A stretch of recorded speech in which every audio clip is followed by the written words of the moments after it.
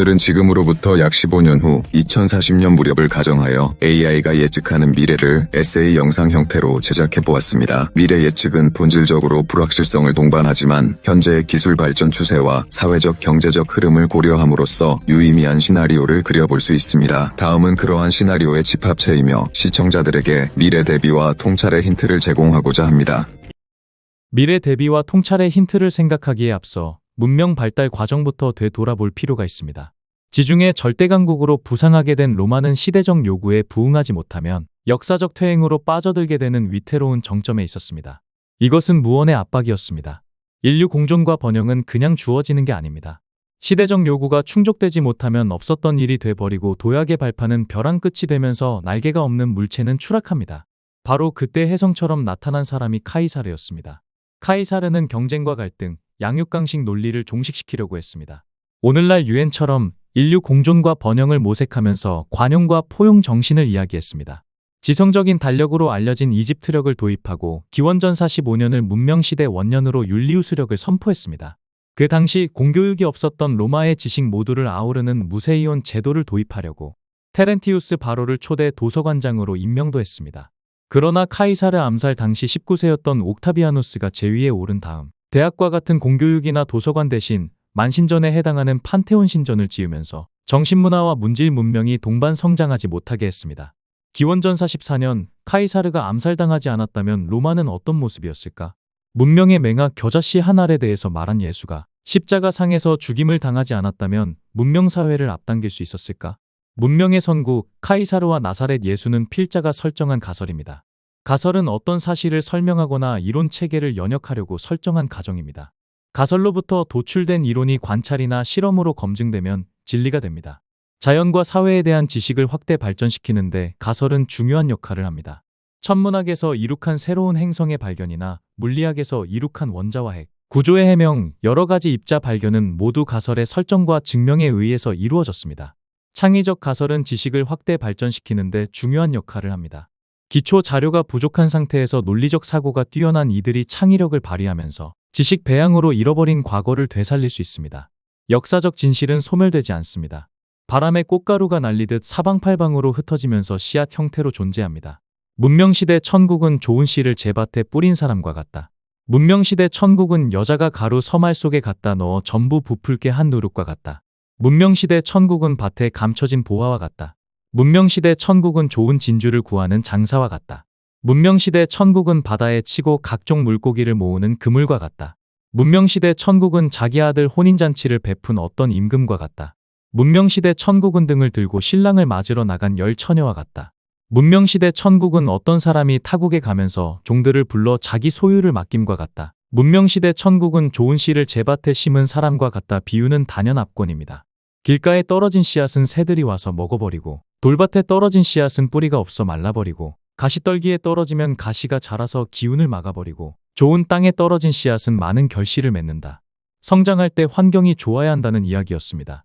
귀 있는 자는 들으시오. 예수가 한 말입니다. 인류는 그동안 잡지 못했던 기회와 감수했던 위험과 맞닥뜨려야 했던 모든 도전이 더욱 강하게 만들었습니다. 인류는 두뇌를 밝혀 문명을 일으켰습니다. 인류는 탐험가이자 발명가이고 변화의 설계자이며 더 나은 미래를 만드는 건축가입니다. 인류의 상상력은 끝이 없고 문명 또한 한계가 없습니다. 인류는 원시에서 문명으로, 빈곤에서 풍요로, 지상에서 우주로 삶의 터전을 넓혀 나가는 중입니다.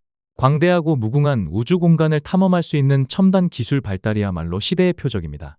시대의 표적을 말한 예수의 천국 복음, 천국 비밀, 천국의 열쇠, 누룩 달란트, 이윤을 남긴 장사, 진주, 혼인잔치, 신부와 신랑, 밭에 묻힌 보물, 슬기로운 자와 미련한 자.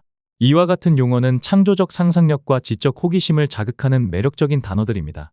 문명의 선각자 예수는 자신의 메시지가 시기상조임을 알고 천국에 숨겨 놓았기 때문에 부활한 메시아 미신을 유포하는 무리 수중에 있었으면서도 손상되지 않고 복음을 통해 많은 사람들에게 영감을 주었습니다. 중세의 암흑 속에서 창조의 씨앗을 심고 르네상스를 빛의 세계로 이끌어낸 레오나르도 다빈치도 작은 노트 코덱스를 들고 다니면서 떠오른 생각을 스케치하거나 글자를 가꾸어 썼습니다. 레오나르도 다빈치는 중세 암흑시대 한가운데 있었지만 세정에 밝고 처세에 능한 사람이었습니다. 다빈치보다 40여 년 전 살았던 잔다크는 서구 문화의 대표적 인물이면서도 반역과 이단의 혐의로 종교 재판을 받고 화형을 당했습니다. 다빈치보다 1세기 후에 살았던 갈릴레오도 종교 재판을 받았습니다. 코페르니쿠스 지동설을 옹호하면서 가르치다가 단죄를 받았습니다. 이처럼 마녀사냥이 성행하던 난세에 살면서도 다빈치가 무사할 수 있었던 것은 코덱스를 가꾸로 썼기 때문이었습니다. 무고한 예수가 십자가 상에서 죽임을 당한 것도 마녀사냥이었습니다. 그래서 천국 열쇠가 있는데도 굳게 닫혀 있습니다. 닫혀 있을 뿐만 아니라 갖가지 버전으로 변질되고 있습니다. 백과전서를 출판한 드니 디드로도 지식의 체계화를 통해 인간의 이성과 진보를 강조한 계몽주의 주창자였습니다. 수감 생활 중에서도 지구상에 흩어져 있는 지식을 모아 후손에게 물려주려고 했습니다. 예수와 같은 이들의 일시적 언변과 글자를 가꾸로 쓴 다빈치의 코덱스와 드니 디드로 백과전서가 마침내 지식과 정보의 바다 인터넷 세상을 만들어냈습니다. 인터넷 세상이 열리기 전부터 필자는 카이사르와 예수가 죽임을 당하지 않았다면 하는 가설에 논리적 근거를 마련하려고 1970년 무렵부터 자료 찾기에 고심했습니다.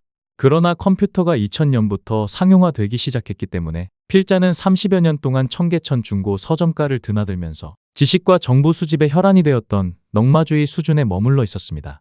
이제부터는 비약적으로 발전하는 물질 문명과 정신 문화가 동반 성장할 수 있도록 12살 예수 이야기부터 다시 하려고 합니다. 예컨대 어떤 학생이 수학의 특정 개념을 제대로 이해하지 못하면 AI 교사는 적절한 보조 자료와 문제풀이 과정을 안내하고 이해도가 향상되면 더 높은 난이도의 예제를 제공해 학습 욕구를 자극합니다. 학습 결과물은 바로바로 분석되어 학생의 취약점을 파악하고 즉각적인 피드백을 주는 식입니다. 이는 교사의 업무 부담을 크게 덜어주고 학생 개개인에게 최적화된 학습을 제공함으로써 교육 격차를 줄이는 데 기여할 수 있을 것으로 평가됩니다. 다만 이 시나리오가 현실화되려면 교육 시스템 전반에서 디지털 인프라가 갖춰져야 하며 교사와 학생, 학부모가 AI 도입을 긍정적으로 받아들일 수 있는 심리적 장벽도 극복되어야 합니다. 또한 AI 교사에게 의존하는 학생들이 창의력과 비판적 사고력을 제대로 기를 수 있을지, 인간 교사가 지니는 정서적 관계적 교육의 가치를 어떻게 보완할지 등 복합적인 윤리적 실천적 과제들이 남아 있습니다.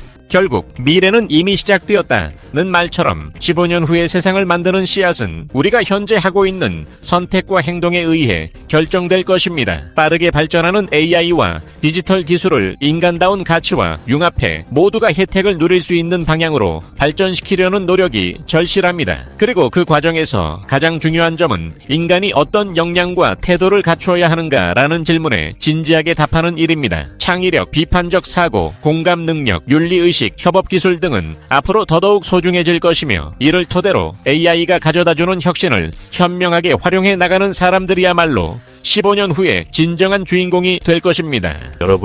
여러분만이 아니라 모든 인간에게 적용되는 말이지만 의심스러운 일에 결정을 내려야 할 때는 증오나 우정, 분노, 자비 같은 감정은 일단 잊어버리는 것이 정당한 태도라고 생각합니다. 베일에 가려진 진실을 확인하는 것은 결코 쉬운 일이 아닙니다. 특히 그것이 한때 남아 사람들에게 만족을 주고 공동체에 이롭다고 여겨지는 경우에는 더욱 어렵습니다. 이성에 무게를 두면 두뇌가 주인이 됩니다.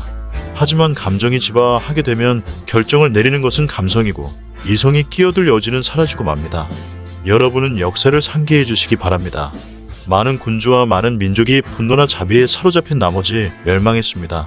그보다도 내가 기쁨과 긍지를 가지고 생각하는 것은 우리 조상들이 한 일입니다. 우리 조상들은 감정에 치우치지 않고 공정한가 아닌가에 따라 매사를 결정했습니다. 마케도니아 전쟁 당시의 페르세우스 왕에 대해서도 번영하고 있던 로도스 섬의 반항에 대해서도 공정성을 기준으로 처리했습니다. 우리 조상들은 전쟁이 끝난 뒤에도 그들을 범하지 않았습니다.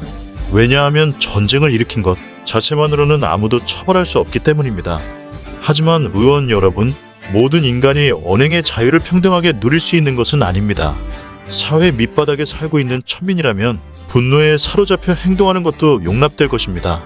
하지만 사회 상층부에 살고 있는 사람이라면 자신의 행동을 변명하는 것은 용납되지 않습니다. 따라서 위로 올라가면 갈수록 행동의 자유는 제한됩니다. 지나치게 친절해도 안 되고 지나치게 미워해도 안 되며 무엇보다도 증오에 눈이 멀어서는 절대로 안 됩니다. 걸핏하면 화를 내는 보통 사람의 성질은 권력자의 경우에는 오만이 되고 잔혹함이 되는 법입니다. 의원 여러분, 나는 이렇게 생각합니다. 모든 형벌은 당사자가 저지른 죄에 비해 좀 가벼워야 한다고 말입니다. 하지만 대부분의 경우에는 나중에 가서야 이것을 깨닫게 마련입니다. 형벌에 관해 논의할 때 사람들은 흔히 죄의 본질은 잊어버리고 형벌 자체가 무거우나 가벼우냐 하는 것밖에는 생각지 않게 됩니다. 원로원 의원 여러분, 우리 조상들은 용감하면서도 분별을 잊지 않았습니다. 그들은 좋은 것이라면 외국인한테서도 거리낌 없이 배웠고 그것을 방해하는 오만함을 갖고 있지 않았습니다. 삼리움족한테서는 공격용과 방어용 무기를 도입했고 에트루리아인한테서는 관직의 표장을 도입했습니다. 동맹국이든 적대국이든 가리지 않고 좋다고 여기지는 게 있으면 망설이지 않고 도입한 것입니다. 거부하기보다는 모방하는 쪽을 택했습니다. 공화국 설립 당시에는 그리스인들의 방식을 답습하여 태형을 남용했고 사형으로 푸짐한 진수성찬을 베풀었습니다. 하지만 국가가 강대해질수록 시민들의 발언권도 강해지고 이런 방식이 무고한 사람한테까지 파급될 위험성을 고려한 결과 호르키우스 법이 제정되어 죄인한테도 잦은 망명의 길이 열리게 되었습니다. 약소국이었던 로마가 지금과 같은 강대국으로 성장한 것은 우리 조상들이 가지고 있던 지혜와 덕 때문이었습니다. 오늘날의 우리는 조상들에 비해 훨씬 강대한 권력을 가지고 있고 따라서 그것을 사용할 때 더 한층 깊은 사려가 요구되는 것은 당연합니다.